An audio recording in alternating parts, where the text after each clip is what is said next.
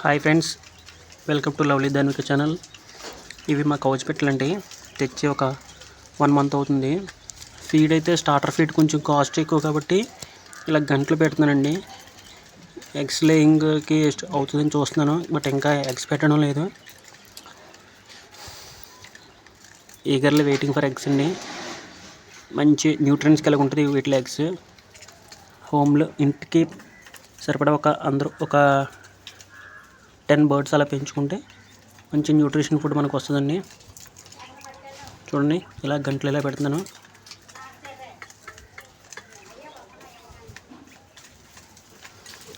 సఫిషియెంట్గా water food ఉండాలండి.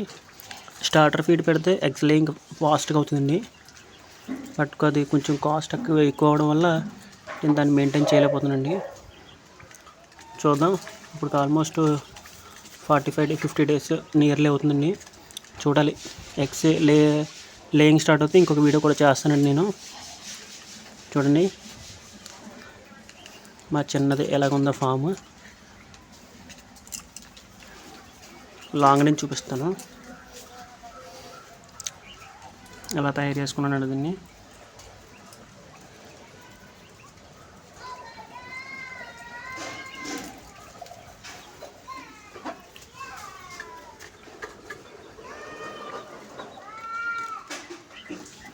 దీని male identification ఇది చూసారా, ఇది మేల్ అండి,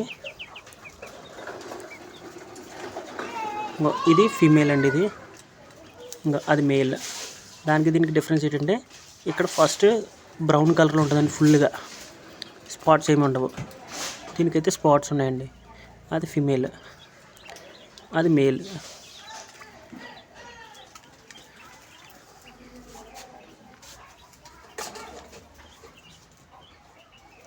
తినేస్తే ఇంక చక్కగా వెళ్ళి ఇంకా అలా చక్కగా కూర్చుంటాయండి.